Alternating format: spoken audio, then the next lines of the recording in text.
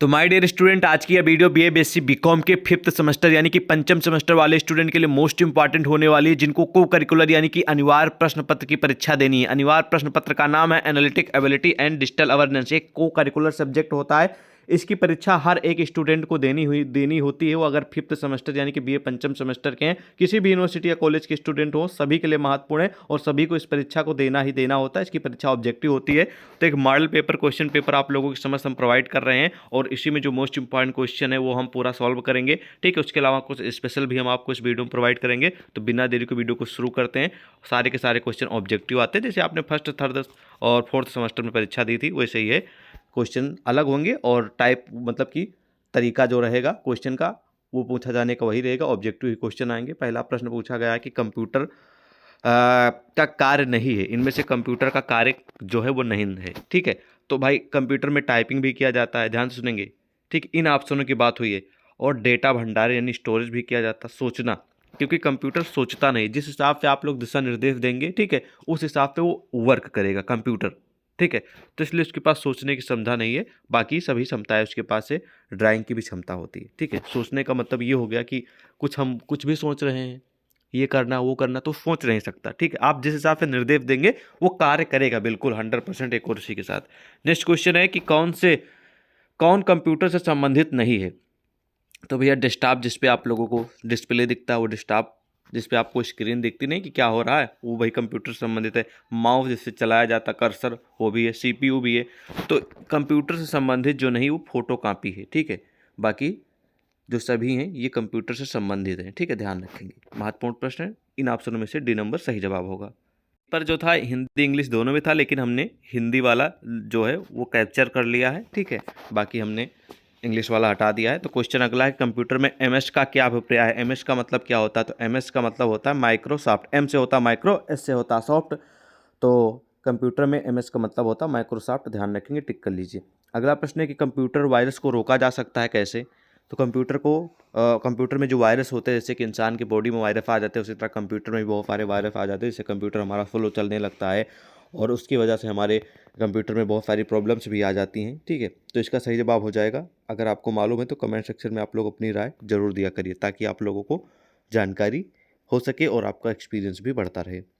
तो इसका सही जवाब हो जाएगा option number B, antivirus program द्वारा कंप्यूटर में वायरस को रोका जा सकता है। ठीक है, निम्न में से अगला प्रश्न है कि निम्न में से कौन सा कार्य इंटरनेट के माध्यम से किया जा सकता है। तो परीक्षा का फॉर्म भी भरा जा सकता है इंटरनेट के माध्यम से। वोटर कार्ड के लिए आवेदन भी किया जा सकता है। ठीक है, और रुपये का अंतरण मतलब कि रुपये का लेन देन भी किया जा सकता है इंटरनेट के माध्यम से। तो ये सभी कार्य जो हैं वो इंटरनेट के माध्यम से किए जा सकते हैं, इसलिए सही जवाब डी नंबर होगा, टिक कर लीजिए। महत्वपूर्ण प्रश्न है। अब आप सोच रहे होंगे कौन सी यूनिवर्सिटी का मॉडल पेपर है, कौन से कॉलेज का मॉडल पेपर हमारे लिए महत्वपूर्ण है या नहीं महत्वपूर्ण है। तो आपकी जानकारी के लिए बता दें, सभी यूनिवर्सिटी व कॉलेज के स्टूडेंट के लिए मोस्ट इंपॉर्टेंट है, क्योंकि आपका सब्जेक्ट तो analytic ability and digital awareness है। सिलेबस वही है, सब्जेक्ट वही है, क्वेश्चन पूछे जाने का तरीका वही है। तो सभी के लिए महत्वपूर्ण। अगर क्वेश्चन के टाइप में मतलब कि प्रश्न पत्र का नाम चेंज होता, सब्जेक्ट का नाम चेंज होता, तो सोचते भी कि हाँ भाई आप लोगों के लिए महत्वपूर्ण नहीं है, सभी यूनिवर्सिटी के स्टूडेंट के लिए। लेकिन सब्जेक्ट एक ही है, प्रश्न पत्र का नाम ही, क्वेश्चन पेपर का नाम ही है कि ये पूछे भी जाएंगे ऑब्जेक्टिव, तो सभी के लिए महत्वपूर्ण है। इस बात से आप लोग बेफिक्र रहे कि हमारे लिए है कि नहीं, तो आप सभी के लिए है। और अगला क्वेश्चन कि एटीएम होते हैं कैसे। तो आपकी जानकारी के लिए एटीएम बता दें, एटीएम होते हैं बिना स्टाफ के नकदी अंतरण हेतु होते हैं। ठीक है, यानी कि आप पैसा, वहाँ पर कोई अधिकारी नहीं होता, आप पैसा जाएं कार्ड लगा के निकाल सकते हैं। ठीक है, तो वहाँ पर कोई ना तो स्टाफ रहेगा ना तो कोई वहाँ पर इंसान रहेगा। ठीक है, मतलब कि बैंक की ओर से। अगला क्वेश्चन है कि डेटा प्रोसेसिंग का अर्थ क्या है। तो डेटा प्रोसेसिंग का अर्थ आपको बताना है। तो डेटा प्रोसेसिंग का अर्थ होता है कि वाणिज्यिक उपयोग के लिए जानकारी तैयार करना, ये होता है डेटा प्रोसेसिंग का कार्य। नोट कर लीजिएगा, सी नंबर सही जवाब होगा। अगला कंप्यूटर में जाने, यहाँ पर कुछ स्टूडेंट ने यहाँ पर सिलेक्ट किया है, अब पता नहीं इन्होंने डी नंबर किया सी नंबर किया, लेकिन सही जवाब सी होगा। ठीक है, अगला प्रश्न है कि कंप्यूटर में जाने वाले डेटा को क्या कहते हैं। तो कंप्यूटर में जाने वाले डेटा को कहा जाता है इनपुट हो रहा है उसमें। ठीक है, नोट कर लीजिए, बी नंबर सही जवाब होगा। अगला प्रश्न है कि कंप्यूटर क्या है। तो भैया कंप्यूटर जो है ना तो पावर की मशीन है, ना तो मशीन मानो मशीन है, ना तो इलेक्ट्रॉनिक मशीन है, इलेक्ट्रिक मशीन है। ठीक है, इस तरह के अगर ऑप्शन दिए जाएंगे तो आपको कन्फ्यूजन बहुत होगी। लेकिन आपको ध्यान रखना है कि कंप्यूटर एक ना तो पावर मशीन है ना तो इलेक्ट्रिक मशीन है। कंप्यूटर जो है इलेक्ट्रॉनिक मशीन है, ठीक, इलेक्ट्रिक नहीं इलेक्ट्रॉनिक। ध्यान रखेंगे, बहुत ही महत्वपूर्ण प्रश्न है, कंफ्यूज करने वाले ऑप्शन दिए जाएंगे। बहुत सारे स्टूडेंट यहाँ पर कंफ्यूज हो जाएंगे, वो सोचेंगे हम किस पे क्लिक करें, लेकिन जो कंप्यूटर थोड़ा बहुत पढ़े हैं, जिनको जानकारी है, वो पहला ही ऑप्शन सिलेक्ट करेंगे।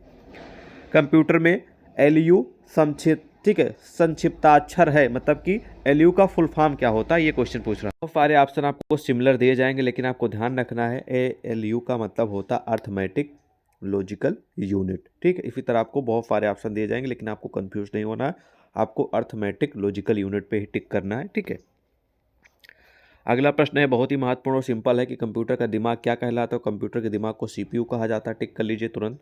अगला सोचना संबंधित है, मतलब कि जो सोचने का कार्य हो कौन करता है इन ऑप्शनों में से, तो सोचने का कार्य मनुष्य का मस्तिष्क करता है, इसलिए सही जवाब ए नंबर होगा, बाकी सभी गलत ऑप्शन है, ठीक है। अगला प्रश्न है कि इनमें से कौन सा तीव्रतम यानी कि तेज गति से कार्य करने वाला कंप्यूटर है, ठीक है, तीव्रतम कंप्यूटर है।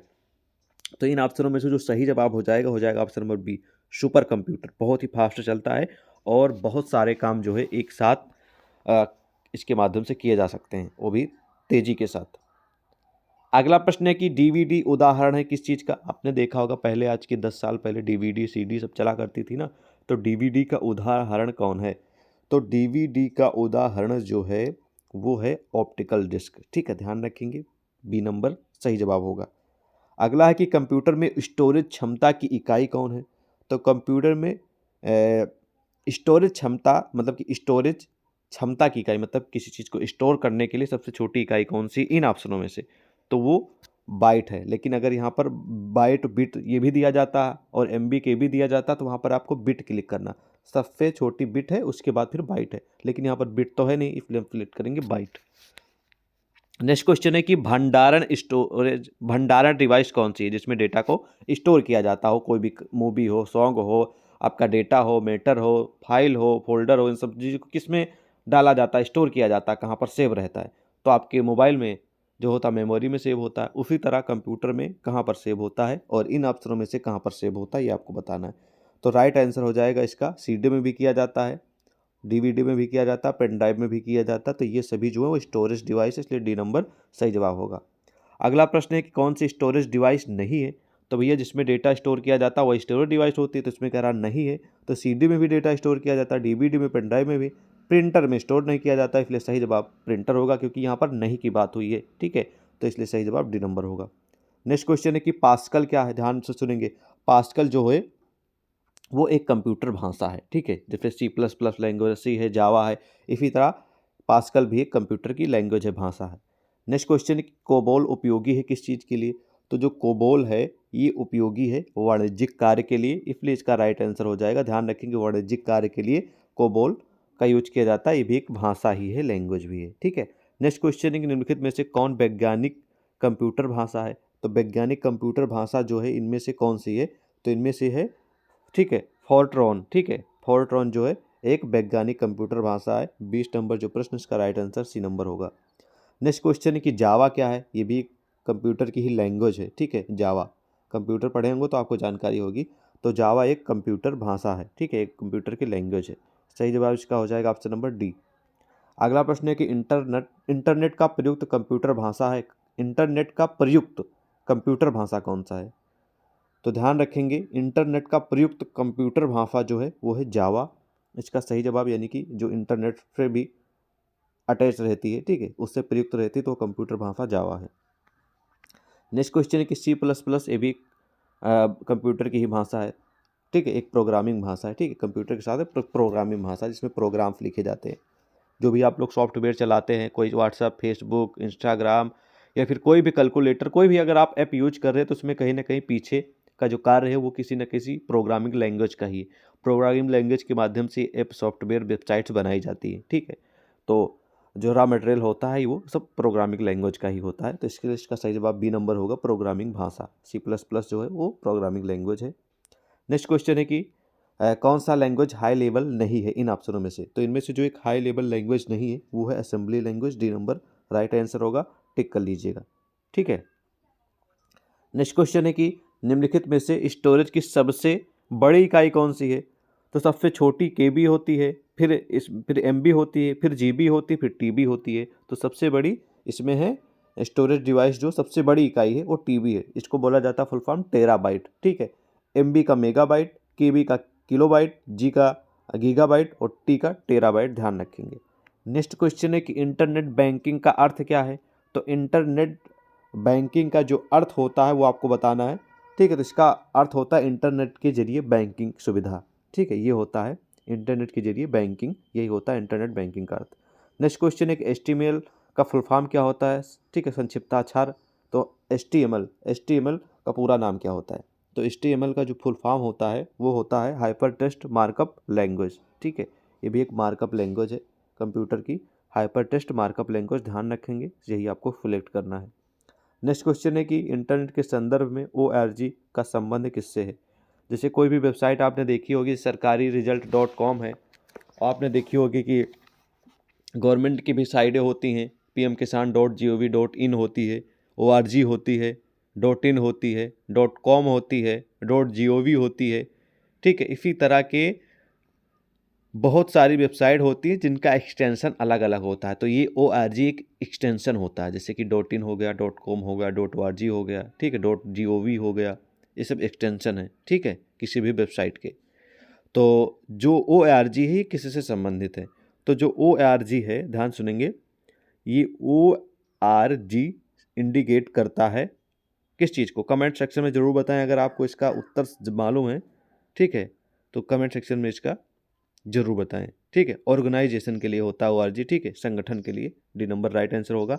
अगर यहीं पर आपका मान लीजिए कि होता यहाँ पर मैं आपको .in होता है, ठीक है, तो इन का मतलब होता है इंडियन या फिर आपका, हाँ, इंडियन, मतलब कि .in होता तो यहाँ पर इंडियन होता, और .edu होता, यहाँ पर edu होता, डॉट लिखा तो फिर ये शिक्षा के लिए होता, कॉम होता तो व्यवसायिक कार्य के लिए है, ठीक है, व्यवसाय के लिए, कॉमर्शियल, ध्यान रखेंगे।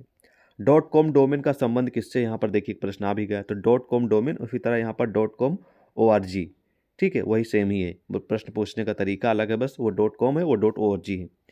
तो .com डोमेन का संबंध किससे है? तो इसका जो संबंध है वो है व्यापारिक संस्था पे, यानी कि कॉमर्शियल है, इसलिए इसका सही जवाब C नंबर होगा। नेक्स्ट क्वेश्चन है कि www समस्थाक्षर है, यानी कि www का फुल फॉर्म क्या होता है? तो राइट आंसर इसका हो जाएगा A नंबर, वर्ल्ड वाइड वेब। टिक कर लीजिए तुरंत के तुरंत, A नंबर राइट आंसर होगा। नेक्स्ट क्वेश्चन है कि ईमेल का क्या अभिप्राय है? ईमेल का फुल फॉर्म होता है इलेक्ट्रॉनिक मेल, इसलिए इसका राइट आंसर हो जाएगा ऑप्शन नंबर, नहीं, ईमेल का अभिप्राय, यहाँ पर कंफ्यूज करेंगे, एक इलेक्ट्रिक मेल होगा, एक इलेक्ट्रॉनिक मेल होगा, तो आपको ध्यान देना है, यहाँ पर राइट आंसर होगा इलेक्ट्रॉनिक मेल, ठीक है। इलेक्ट्रिक पर नहीं करना है, इलेक्ट्रॉनिक मेल पे क्लिक करना है, ठीक है। इलेक्ट्रिक और इलेक्ट्रॉनिक पे आपको कंफ्यूज नहीं होना है, राइट आंसर डी होगा। अगला प्रश्न है कि याहू गूगल क्या है? तो गूगल क्या है? गूगल पे आप क्या करते हैं? गूगल पे किसी न किसी चीज़ को सर्च करते हैं ना, तो याहू और गूगल ये क्या है? ये सर्च इंजन है, इनके माध्यम से किसी चीज़ को हम लोग सर्च करते हैं, ठीक है। तो एक इंटरनेट साइट है, ठीक है। इन ऑप्शनों में से A नंबर सही जवाब होगा। अगला है कि स्पैम शब्दावली किससे संबंधित है? तो स्पैम शब्दावली संबंधित है इन ऑप्शनों में से, ठीक है।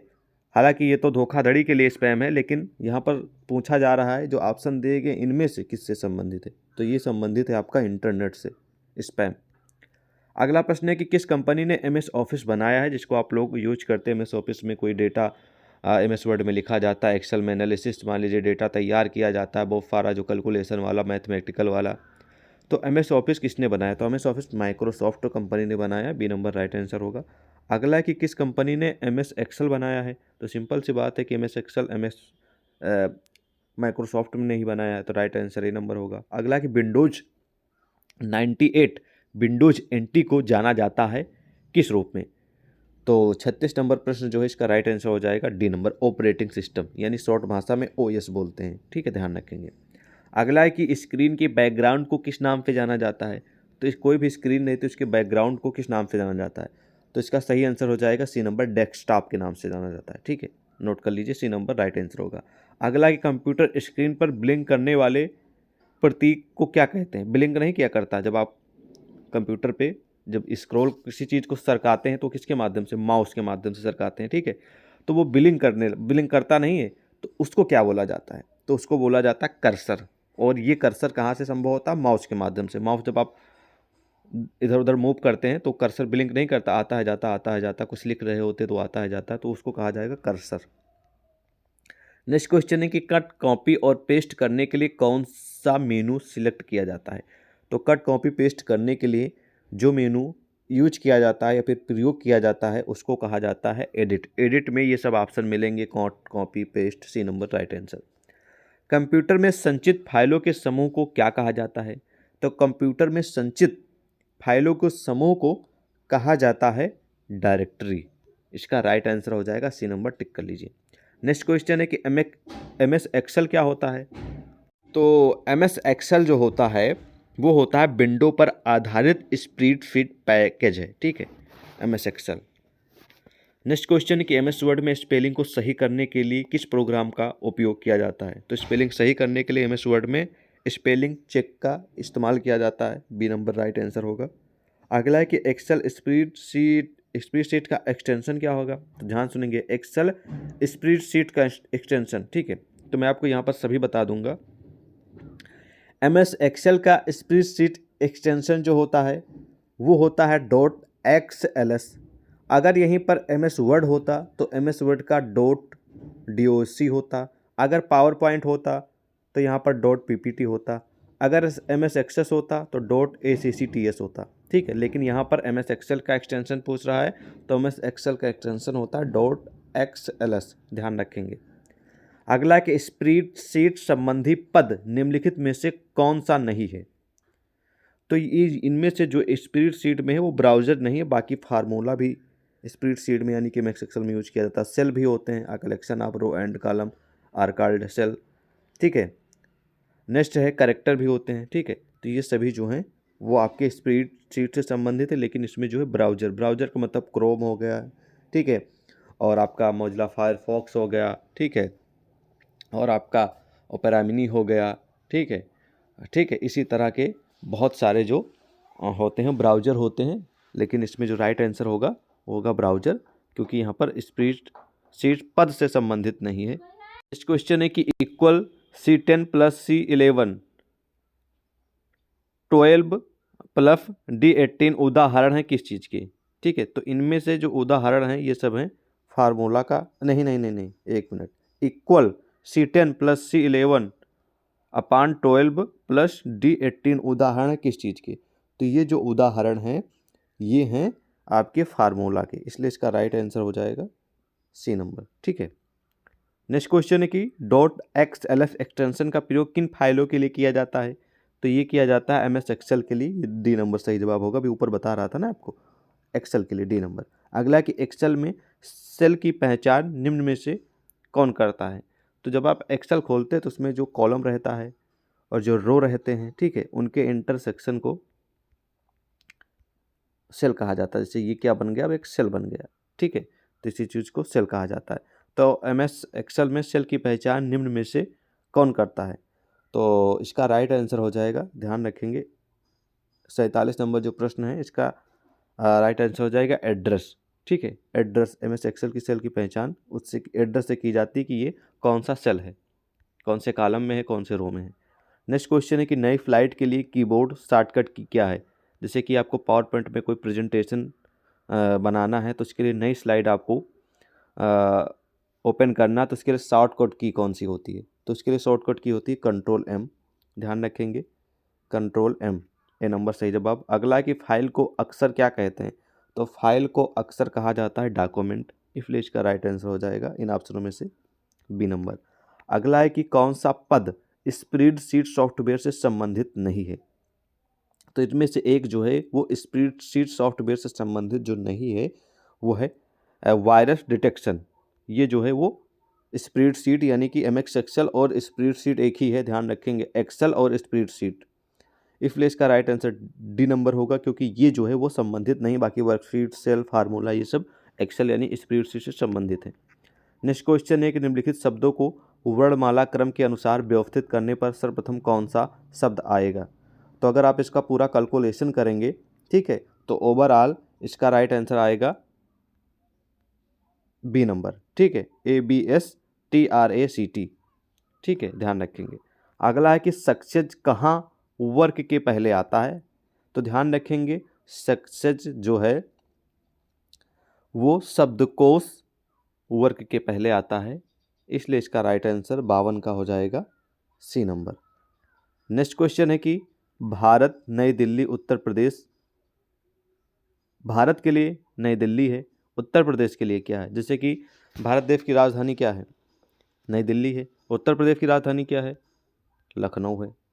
तो कंफ्यूज करने वाले क्वेश्चन आपको इसमें 4 प्रकार के क्वेश्चन आएंगे जो आपको analytic ability and digital evidence के पेपर देना है।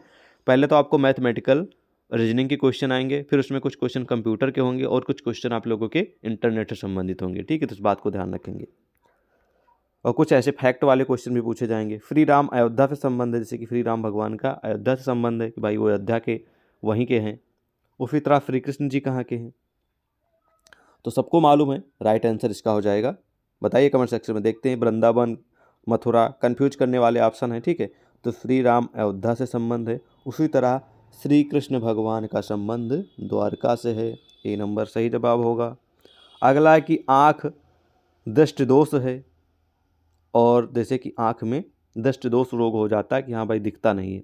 उसी तरह दांत में क्या होता है, तो भैया 55 नंबर का राइट आंसर होगा, दांत में पायरिया हो जाता है, ए नंबर राइट आंसर होगा। नेक्स्ट क्वेश्चन है कि निम्न में से कौन एक शेष 3 से भिन्न है, तो इनमें से एक जो भिन्न है, ध्यान से सुनेंगे, बहुत ही महत्वपूर्ण प्रश्न है। इनमें जो एक भिन्न है वो है तेल। बाकी भैया ये सब तीनों एक ही तो कैटेगरी के हैं, दही, मक्खन, पनीर, ये सब दूध ही से तो बनेगा, और ये तेल अलग है, ठीक है, इसलिए सही जवाब इसका सी नंबर होगा। अगला प्रश्न है कि शेष से भिन्न एक शब्द का चयन कीजिए, तो इसमें से जो अलग है, शेष से भिन्न एक शब्द का चयन कीजिए, मतलब सबसे एक जो अलग है, तो 57 का सही जवाब होगा कैलेंडर। भले ही कैलेंडर में वर्ष, तिथि, माह लिखा रहता है, लेकिन जब आप कहीं पर लिखेंगे किसी चीज़ की डेट ऑफ बर्थ या फिर कोई समय लिखेंगे, तो आप पहले डेट लिखेंगे यानी कि तिथि, फिर माह लिखेंगे, फिर आप लोग ईयर लिखेंगे, तो इसलिए इसमें से जो एक भिन्न है वो है कैलेंडर, ए नंबर राइट आंसर होगा। अगला कि अरुण ने कहा यह लड़की मेरी माँ के नाती की पत्नी है, अरुण लड़की का क्या लगेगा, तो उसका संबंध होगा ससुर का, इसलिए राइट आंसर का डी नंबर होगा, टिक कर लीजिए। नेक्स्ट क्वेश्चन है कि एक महिला एक पुरुष का परिचय देती है कि यह उसकी माँ के भाई का लड़का है, पुरुष महिला से किस प्रकार संबंधित है, तो ध्यान रखेंगे इसका राइट आंसर हो जाएगा वो ममेरा भाई लगेगा, सी नंबर राइट आंसर होगा।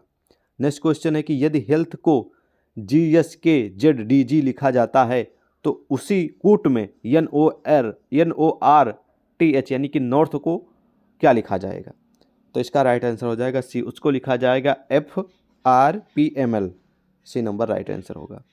नेक्स्ट क्वेश्चन है कि एक पुरुष ने महिला से कहा कि उस आदमी की माँ तुम्हारे पिता की इकलौती बेटी है, महिला उस आदमी से किस प्रकार संबंध है, किस प्रकार उसका रिलेशन है, तो उसका रिलेशन है माँ का, ध्यान रखेंगे, इसका राइट आंसर हो जाएगा सी नंबर, टिक कर लीजिए, ठीक है।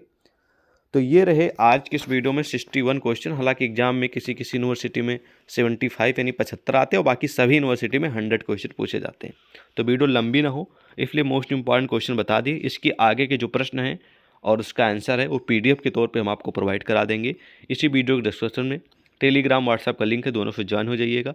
और व्हाट्सएप ग्रुप से जब आप ज्वाइन होंगे, व्हाट्सएप थ्रू ग्रुप से ज्वाइन होने के बाद हमें पर्सनल मैसेज कर दीजिएगा कि सर हमें BA 5th semester analytic ability and digital awareness की PDF चाहिए, तो हमारे पास जो 400-500 क्वेश्चन आंसर की PDF है वो हम आपको सेंड कर देंगे, जिससे आपको आपके एग्जाम में काफ़ी हेल्प मिल जाएगी। बाकी आपके एग्जाम के लिए ऑल द बेस्ट, जय हिंद।